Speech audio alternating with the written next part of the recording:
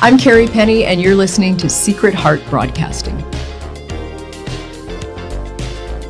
Welcome to this edition of Secret Heart Broadcasting, where I'm talking with my friend, and I must say my mentor, Lee MacLean, president of Lee MacLean Associates. I would describe Lee, and I don't know if you would describe yourself like this, but a smart, no-nonsense, a management consultant who expects that people treat their colleagues with respect and trust.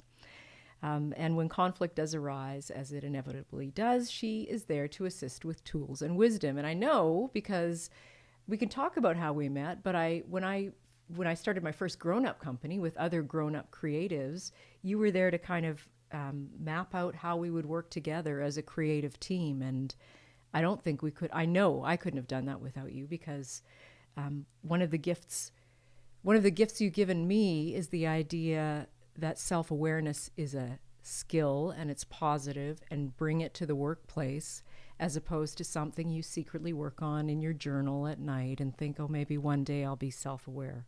So, and before we jump in there, I also want to say she hasn't just mentored and coached me.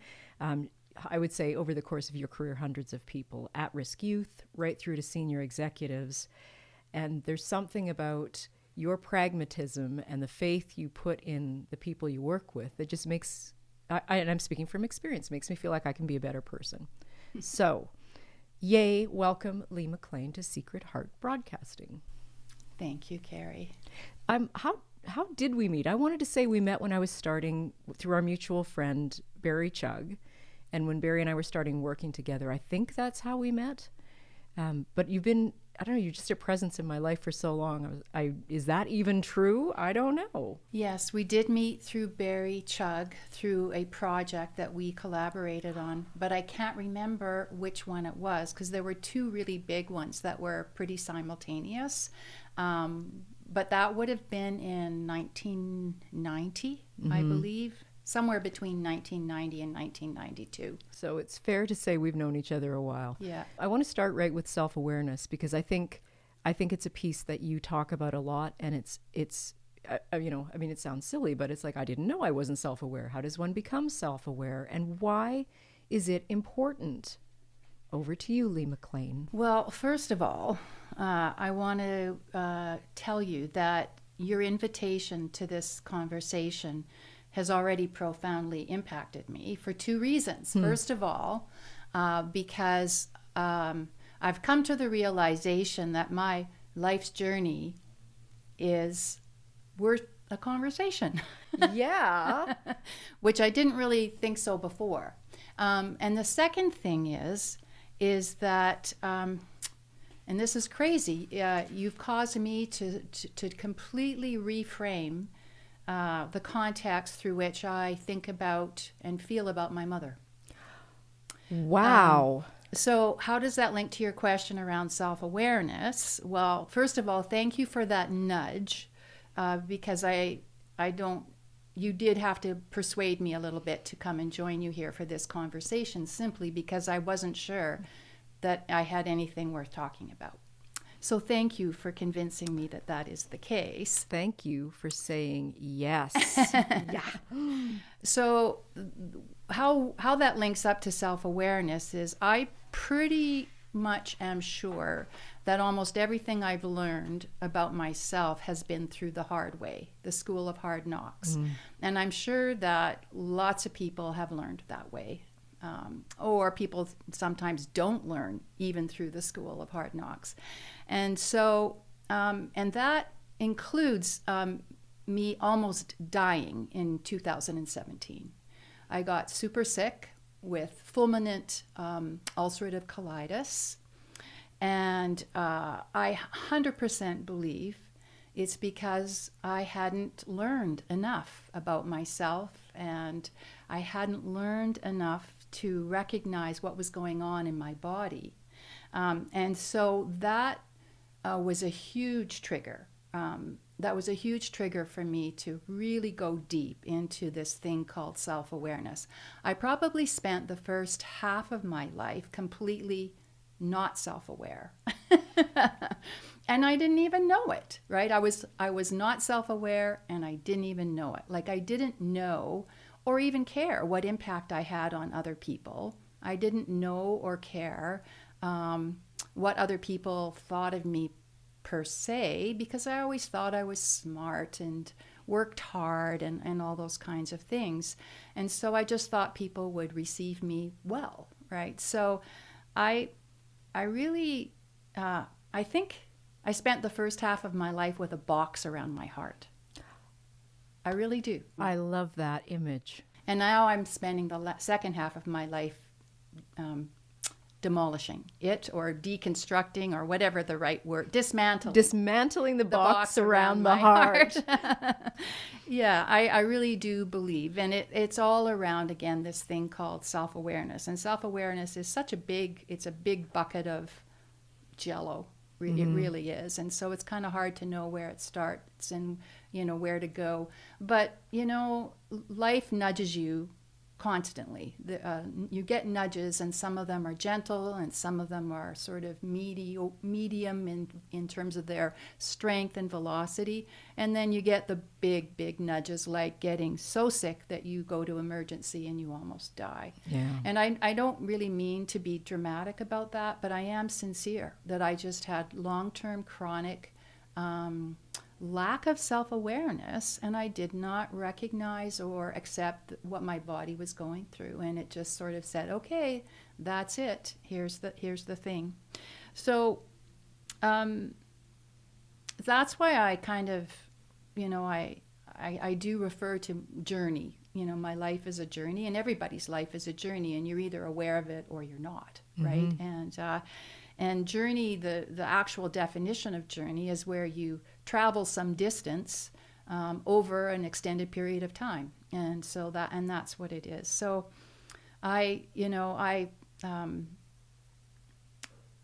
so I guess I'm spending the last part of my life, or the second half of my life, in sort of just understanding that self-awareness is kind of the first step to anything. Right? It's the first step to accountability. It's the first step to leadership. It's the first step to learning how to be kind and generous and patient, all those kinds of things. If you're not self-aware, then, you really can't make the next step in your journey as a meaningful person. As you're speaking those things around self-awareness, you talked about kindness, leadership. Those are the things that I think allow you to interact with other humans too. Yeah. So to stop being, I remember when I was in my 20s and I knew everything. Yeah. And we both have kids, that have been in their 20s that remind us that in your 20s you think you know everything. And I probably would have said then that I was self-aware because I was sensitive. I confuse that with being self-aware.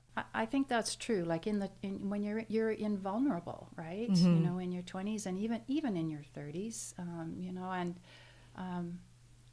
I'm really grateful that I got nudged along to actually do something about this, right? Because I think there's a lot of people who, I have no data, to support it, but I think there's a lot of people who either choose not to self-reflect and become more aware, to become a full or complete person. Some people choose not to do that, and other people, go to the grave not even knowing that it was a thing.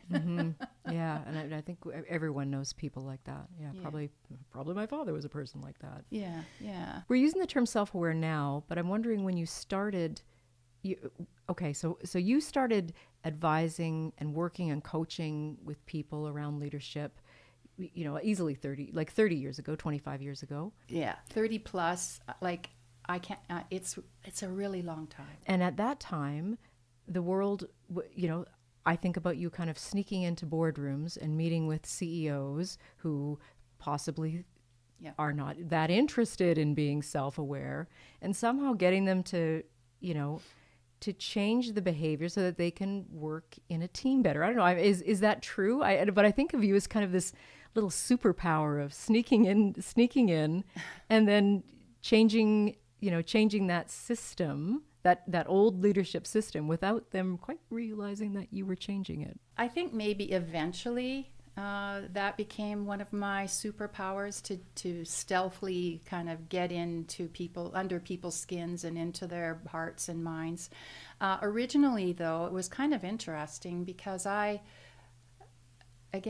so when I say I've spent the first half of my life kind of not self-aware, that includes the first half of my career. Oh, wow.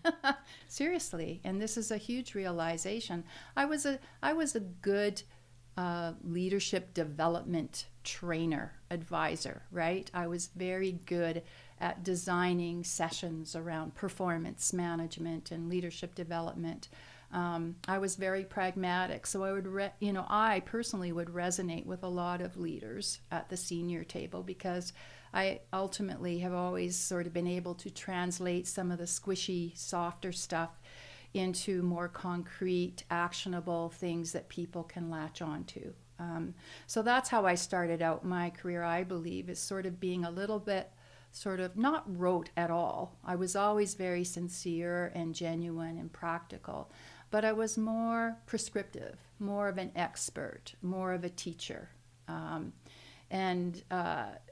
When you're an expert and a teacher, you don't necessarily have to be so self-aware because you're the expert and you tell people what, where, when, how, why, and either they accept it or not, right? So for me, it's kind of interesting that it's only the second half of my career where I started, I don't know what the math is precisely, but where I actually started to internalize personally some of the things that I was, teaching. And so I think I mentioned this to you a while ago where I said, I think my career found me.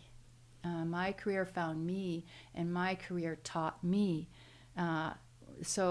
Which is not at all, right, what I had planned or expected. And the net result has been very positive, I think. And I've had the absolute fortune to be able to work with some senior leaders who totally get it. They totally get it. They understand the importance of people and culture in organizations. And I've also worked with leaders who don't get it. They see, people and culture as an administrative exercise, and they tick boxes and they do things to be compliant, or because they think they should, right?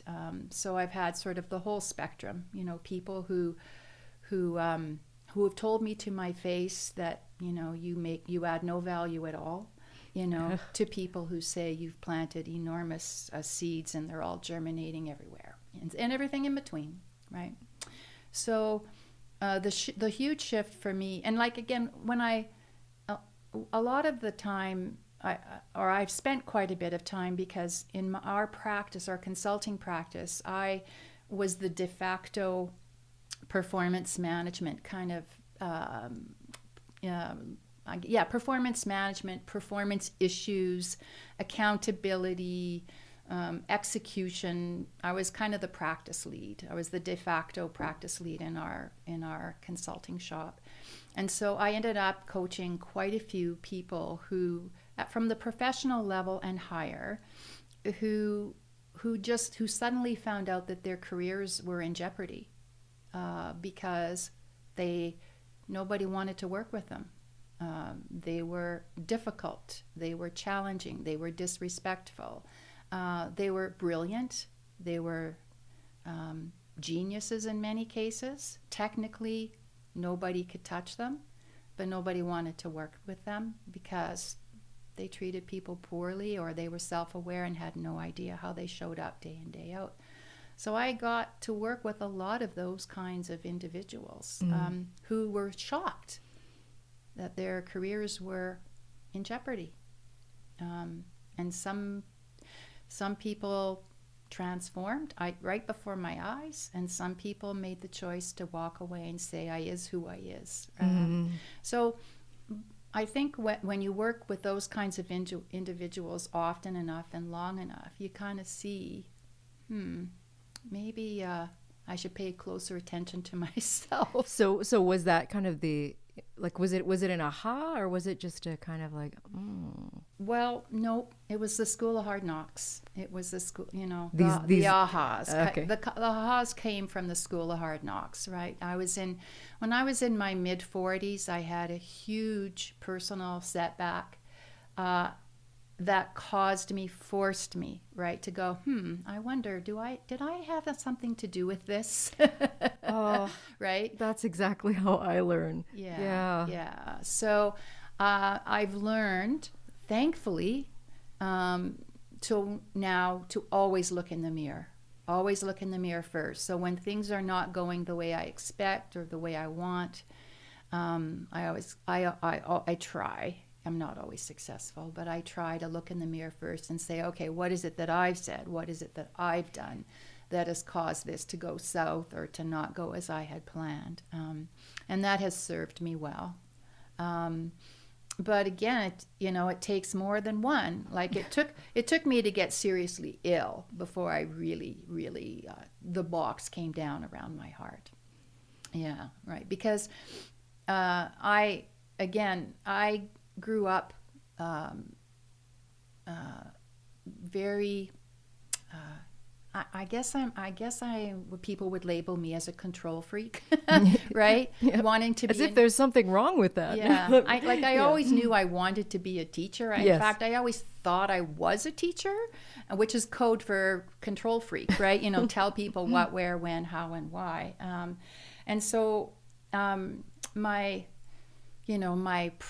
preferences and the way my brain is wired is, solve problems, be objective, gather data, do what's rational, right? I'm not intuitively an empathetic person. I'm not intuitively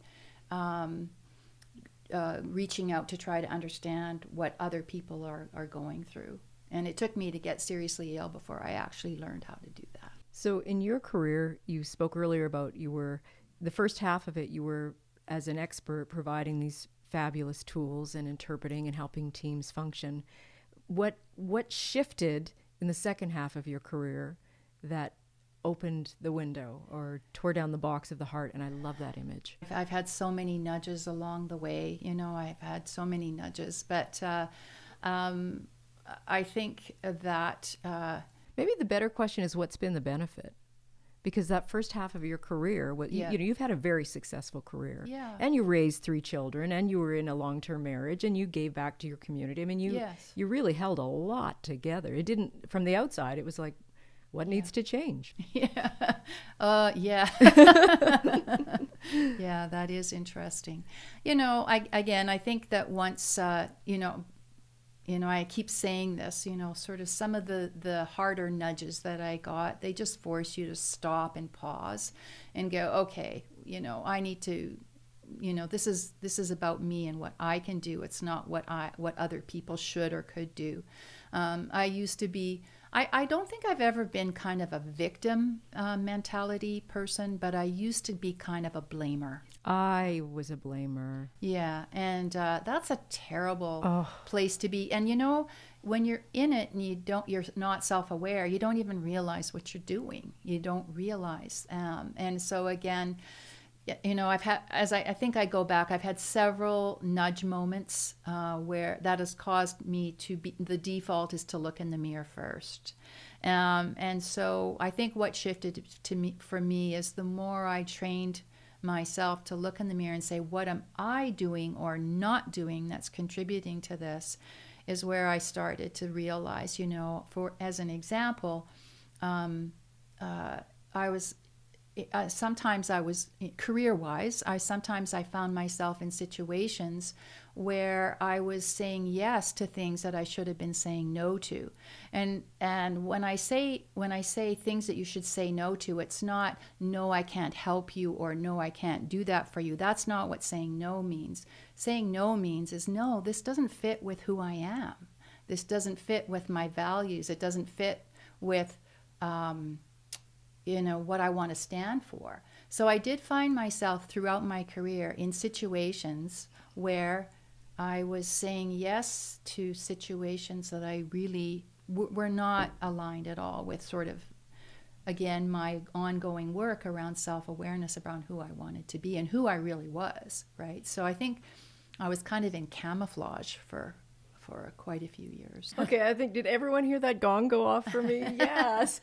So part of now, I'm pretty much retired now, but I still do a few things here and there, and I influence younger leaders. And so part of what I try to do now is to get people to be thoughtful about, what are your principles as a leader and as a person? What is your point of view on leadership? What is your point of view on accountability? Do you have conviction? And if so, how do you show it? Those kinds of things. Because if you don't have clarity, then it's pretty easy to get wrapped up or caught in the wind tunnel. And I think a lot of people who have been through a 30-plus year career, you understand what that means. Is sometimes you can go fly through the wind tunnel for 30 years and you were in the wrong place, the whole time, right? Mm-hmm. So I'm pretty grateful that I was turning left, and I was very grateful when I decided to turn right. Yeah. Yeah. So it's all worked out pretty well. A big aha for me when I stepped back from my career was like, oh, it's not career and then my life over here. No. It's my life is all of this. Yeah.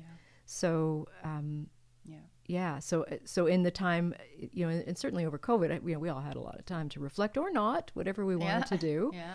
But I had some, I was curious about my maternal line because, and I had been reading about epigenetics, and we won't talk about that today. But I thought, okay, well, I just assumed I was like Venus in the workplace, right? I just appeared from the sea, and I was fully formed, and then stumbled through and came to the end of my big working career and thought, well, what was that? Who was I prior to that? How was I influenced prior to that? What inherited wisdom did I take on and believe it to be true about me or people or teams or being a woman in the world? And it's been a very interesting and maybe the richest part of my life right now as I kind of take and tease apart and look at what was given to me and so often what I just took without looking at it. And I don't know if that makes any sense. Like, it's hardly a question, Lee, but did part of self-awareness come back to family of origin? Totally it does. I think I told you right at the outset that your invitation to today caused me to reframe the context through which I think and feel about my mother, which is huge. Because I've spent my mother passed away in 2014, March of 2014, so 10 years this March, right? And so, a complicated relationship, as we often do with our mothers, right? But I have spent quite a bit of my time going, here's what she could have done instead of, reflecting on what she actually did do, which is a lot, right? And I really do believe that it has pulled through to my own children, which is kind of cool. But I think family of origin, I mean, the whole wave now around sort of mental well-being and the concept of, trauma and that, who you are today is a function of your experiences and relationships that you had from 0 to 10, 11, or 12, right? Your formative years. It's pretty mainstream now. It was very, very tentative and unclear and fuzzy up until very recently, but now it's pretty mainstream. So, family of origin, I think, has had a huge influence on me. And again, part of that self-awareness journey is trying to understand it a little bit better. Not to sort of wallow in the bad stuff, but certainly to understand yourself better, and then again to make decisions about what you want to do differently. You talked about in the workplace setting, beyond the workplace, but talking about what are my values? What do I stand for? Does this fit or does this not fit? Yeah.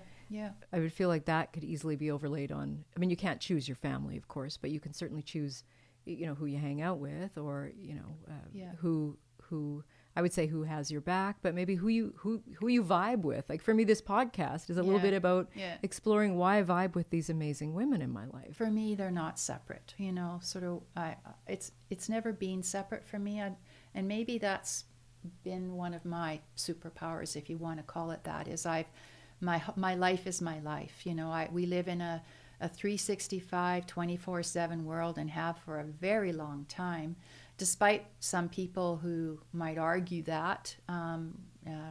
You know, we do. And to me, work and life is one big blob. They're not separate. I've never been able to separate them.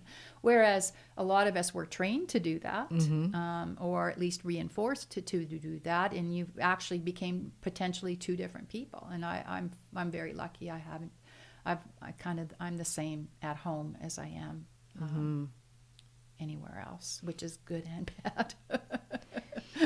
Is it, if you wanted to, so of course here I am stuck on, like, what if there are people in your life and you don't vibe anymore? Right. So are there like kind of leadership tool ways, self-awareness ways to acknowledge that in a, you know, sort of like, is there a nice breakup? Yeah, but again, it comes through self-awareness, and it comes through that sort of that the self-reflection or self-inquiry to say, you know, what am I saying?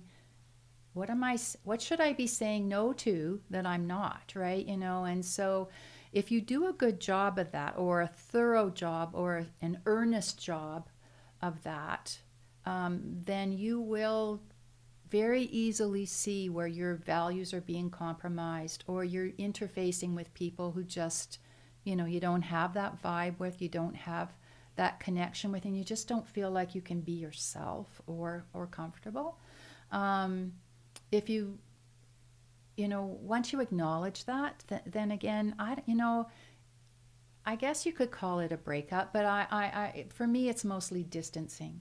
Like I can honestly say there are very, very few people in my entire life where I've completely severed ties or connectivity to. Even though I could have, and most maybe perhaps would have. Very, very few. It's more just of a choiceful kind of moving over from one, because as we're talking, I'm thinking, well, do we want a severing? Because if we look at the collective, that's what we're seeing a lot of times, is a severing, when we need to have a kind of a plasticity to it, right? Yeah. You said before, when we were talking about this interview, you said the journey from me to we. Yeah. And that kind of struck me. Yeah, well, the leadership journey, because, you know, again, most people make the journey from being an individual in the workforce, from being an apprentice at no matter what it is they do, and then they make the journey into being an expert, or at least a competent, qualified person at their craft or at their discipline.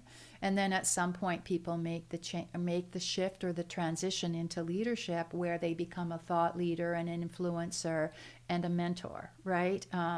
Some people don't ever make that shift, but that's, to me, where leadership is. You don't need to have the formal role of manager or leader or CFO or CEO. You don't need that in order to be a leader. You know, people who are true leaders are people who they are willing to stand alone on things, and, you know, risk the backlash.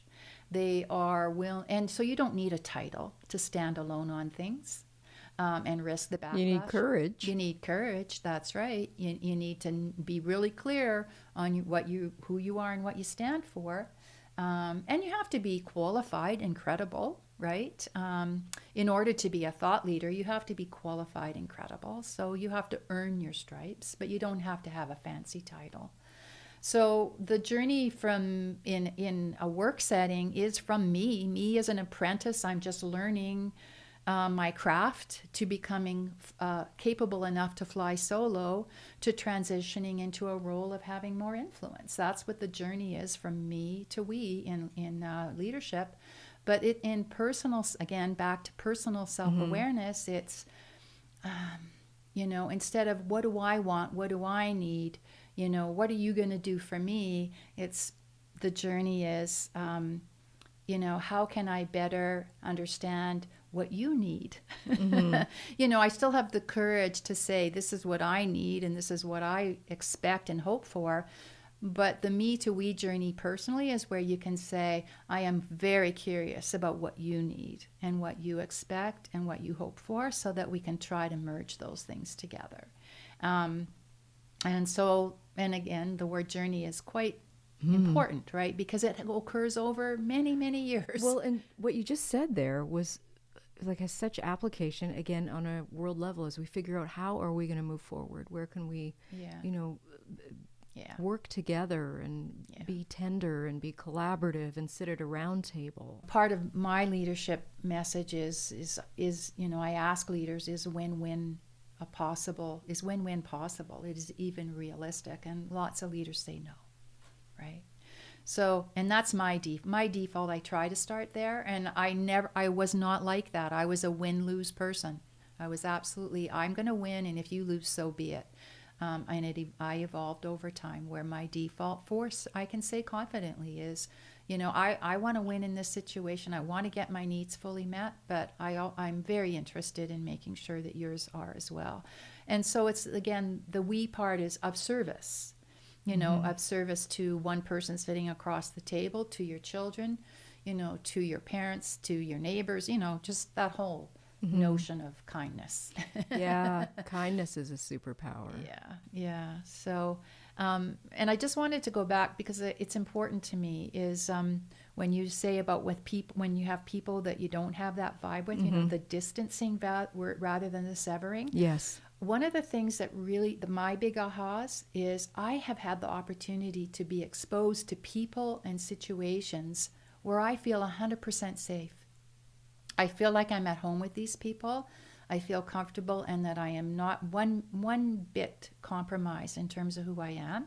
And so once you get exposure to those people, then the gulf between situations and people that don't fit for you, it's so obvious. It's just so obvious. And so the distancing occurs by going towards the people who lift you up, right, and make you feel safe. And you distance yourself from the people where you feel compromised or vulnerable. I love that. And without a charge of, without a blaming charge or a right. Yeah. And like forgiveness must play into this, right? A softening toward people. Yeah, totally. Yeah, and I have been again through the school of hard knocks, right? I've had to learn what forgiveness is, how you can do it, and I've been able to forgive when I believe I've been wronged or hurt. I've been able to forgive. But again, it's a bit of a scale. Well, you can't just forgive like that. No. Or I guess some people can. Yeah. And again, some people, it's easy. It's like I'm kind of one of those people. I was going to say not so much now, but that's not true. It's not hard for me to feel you've wronged me. I have a lot of pride and, false pride sometimes, right? And I'm always protecting my reputation and my... you protect yourself, right? Yeah. So sometimes it's not hard to wrong me, so I can get over that much better than I used to. What I'm talking about is, the severe harms, right? Where it's a scale. There's two things I want to ask you. Sure. One, I don't know if you want to answer, but in this reflection back on your family of origin and your mom, are there things that you're like, oh, she taught me? I don't think she did any of it deliberately, but I wonder if many mothers do teach deliberately. It's all, indirect or... maybe unaware. But the first thing that my mom taught me was to refuse to be molded by external expectations, which is huge because she was a housewife of the 60s. Right? And she taught me, my mother actually never was molded. Nobody could ever mold her. And she said, and my mother also taught me to refuse to be insignificant. Oh, wow. Which again was quite interesting because of the times, right? Like, in the 60s, where... Yes, women were fitting into a very specific mold. Yes. And raising daughters to fit into that mold as well, to keep them safe. That's exactly right. And to create a home. And they had skinny waists and aprons and big, you know.